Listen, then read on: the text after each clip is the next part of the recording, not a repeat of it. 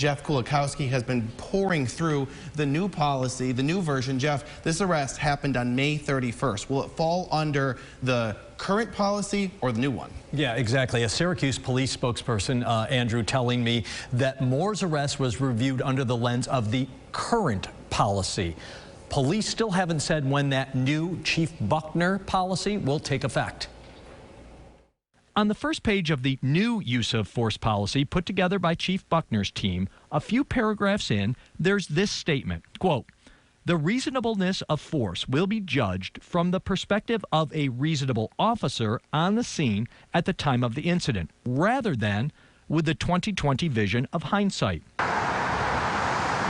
They make it clear they understand officers are forced to make split-second decisions.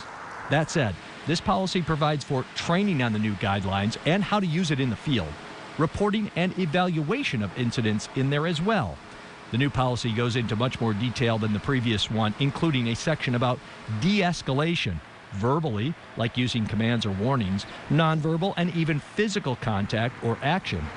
But where Chief Buckner's policy really differs from the previous one is in specifics regarding determining the reasonableness of force.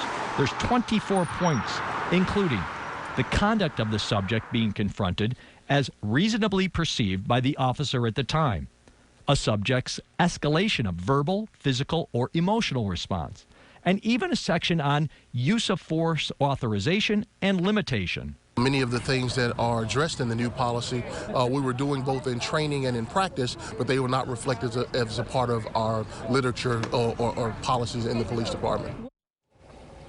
Now, while specific in many aspects, the chief's policy does make reference to times when an officer finds it more effective or reasonable to improvise their response to a rapidly unfolding situation, but still must be reasonable. Christy. That's the key, Jeff. Reasonable force. Moments ago, President of the Syracuse chapter of the NAACP released this statement saying, in part, quoting now, "Though we look forward to a transparent discussion regarding new policy, we are suspect of the Syracuse Police Department in their actions since the Grace Street arrests occurred."